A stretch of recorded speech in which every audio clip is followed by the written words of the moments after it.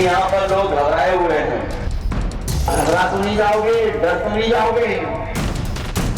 मुझे लगता है कोई मंच पे घबराने वाला बैठा हुआ है। कोई घबराने वाला तो नहीं है। घबराओ मत। क्या घबरा जाओगे आप लोग? घबराने वालों का कोई कुछ नहीं होता भविष्य।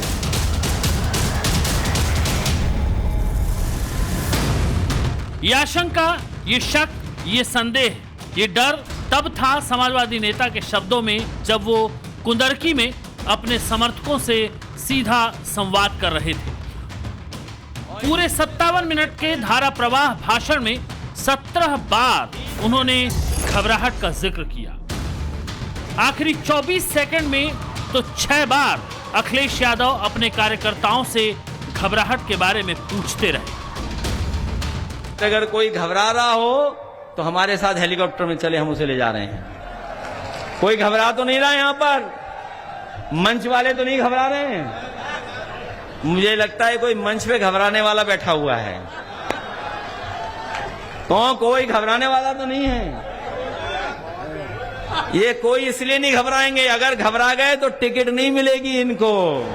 5 महीने पहले लोकसभा चुनाव में अभूतपूर्व जीत हासिल कर समाजवादी लकीर खींचने वाले अखिलेश के शब्द जब उपचुनाव में घबराहट की परिधि में घूम रहे हैं तो उनके विरोधी सियासी मायने निकाल रहे हैं।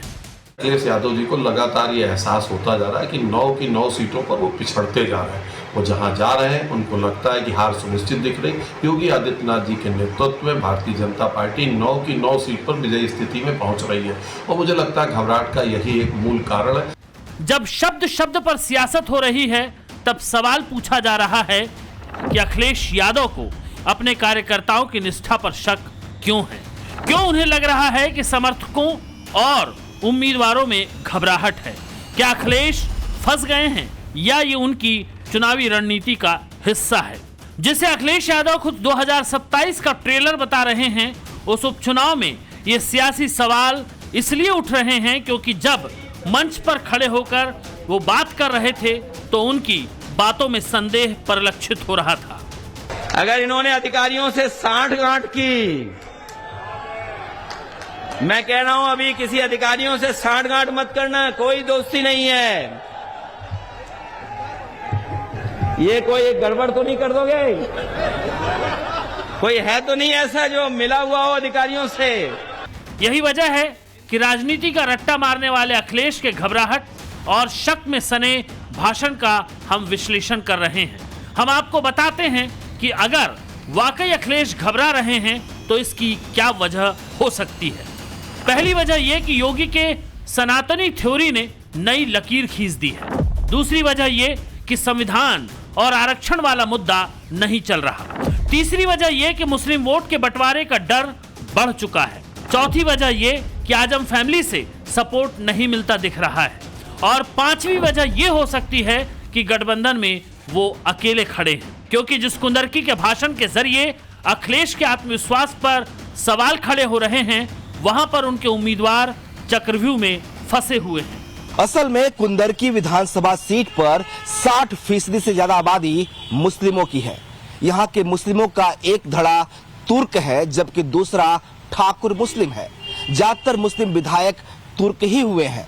इस बार समाजवादी पार्टी, बहुजन समाज पार्टी, ओवैसी की पार्टी और चंद्रशेखर ने भी मुस्लिम कैंडिडेट को उतारा है और उन्होंने तुर्क मुस्लिम को ही टिकट दिया है, जबकि बीजेपी हिंदू और खासकर रामवीर सिंह ठाकुर को टिकट देकर मुस्लिमों की राजपूत बिरादरी में भी सेंधमारी की कोशिश की है। भाजपा नेता के कहने पर यहां आए मुसलमानों ने हाथ उठाकर खुदा के नाम पर शपथ ली और रामवीर को वोट देने और उन्हें जिताने का वादा किया। रामवीर भी कुरान की आयतें पढ़कर अपने भाषण की शुरुआत कर रहे हैं। वो जालीदार टोपी और गले में बड़ा रुमाल डालकर लोगों के बीच जा रहे हैं। यही वजह है कि एक तरफ मुस्लिम वोट के बंटवारे की आशंका बढ़ गई है तो दूसरी तरफ योगी आदित्यनाथ नए सनातनी नारे गढ़कर हिंदुओं को गोलबंद करने की कोशिश कर रहे हैं और उसने अखिलेश यादव की मुश्किलें बढ़ा दी है। समस्या सिर्फ कुंदरकी में नहीं है।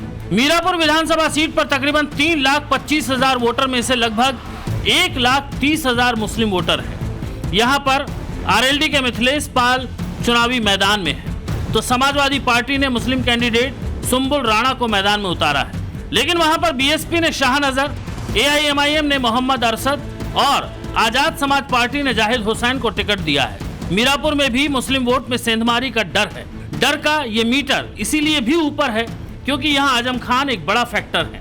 जेल में बंद आजम खान का असर है, लेकिन आजम खान के आसरे ओवैसी भी अपने वोट बैंक का विस्तार करना चाहते हैं और आजाद समाज पार्टी वाले चंद्रशेखर अपनी राजनीति को नया आकार देने की तैयारी में है। चंद्रशेखर नई चुनौती इसलिए भी बनते जा रहे हैं अखिलेश के लिए क्योंकि चंद्रशेखर दलित और मुस्लिम की नई राजनीति को आगे बढ़ाना चाहते हैं। लोकसभा चुनाव में जो दलित वोट बीजेपी से छिटक कर समाजवादी पार्टी की ओर आया, उस पर चंद्रशेखर की नजर है।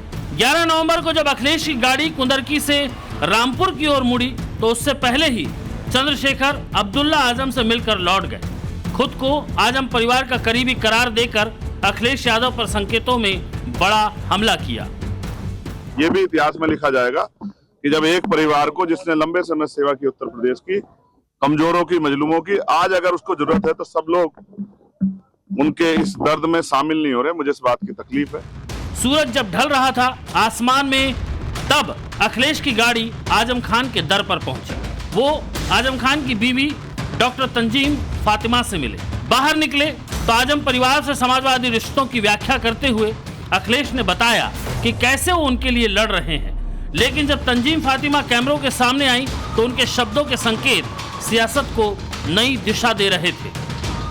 आजम खान साहब की खैरियत ही पूछी और कोई खास बातचीत नहीं हुई। आजम खान साहब के ऊपर जिस तरह से परेशानियां चल रही हैं, जिससे भी जेल में बंद है, तो कोई उनको लेकर के कोई आश्वासन दिया?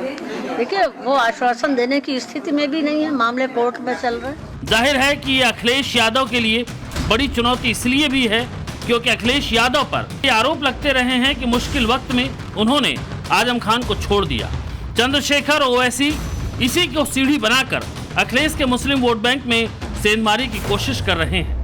यही वजह है कि जिस कुंदरकी में चंद्रशेखर और ओवैसी दोनों के कैंडिडेट खड़े हैं, वहां जब वो बार बार घबराहट की बात कर रहे थे तो एक मायने ये भी निकाले जा रहे थे।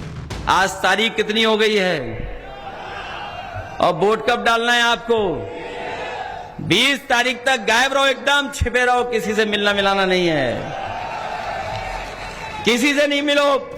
हालांकि अखिलेश यादव जब घबराहट का जिक्र कर रहे थे तो उनके निशाने पर योगी सरकार थी। वो योगी आदित्यनाथ और सरकारी अधिकारियों का नाम लेकर घबराहट की विवेचना कर रहे थे। हालांकि बीजेपी कह रही है कि जिस तरह योगी ने बटोगे तो कटोगे वाला संदेश देकर हिंदू वोट बैंक को गोलबंद किया है, उसने अखिलेश यादव की चुनौती बढ़ा दी है।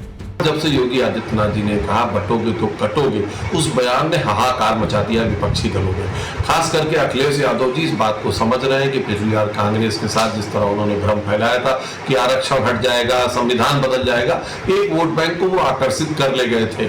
अब मुझे लगता है वोट बैंक वापस आ गया। साल 2019 और 2022 के चुनाव में बीजेपी को बड़ी तादाद में गैर यादव ओबीसी वोट मिले। इसके अलावा दलितों का एक बड़ा जो वोट बैंक था वो बीजेपी के समर्थन में आके खड़ा हो गया। इसकी तोड़ में अखिलेश यादव ने MY समीकरण को छोड़कर PDA का फार्मूला अपनाया, यानी पिछड़ा, दलित और अल्पसंख्यक, इन तीनों को मिलाकर उन्होंने एक ऐसा फार्मूला तैयार किया जो काफी जिताऊ साबित हुआ। हालांकि इन सवालों से इतर समाजवादी पार्टी के नेता किसी भी तरह की घबराहट से इनकार कर रहे हैं। दावा कर रहे हैं कि लोकसभा चुनाव की तरह ही इस उपचुनाव में अखिलेश यादव नई लकीर खींचेंगे।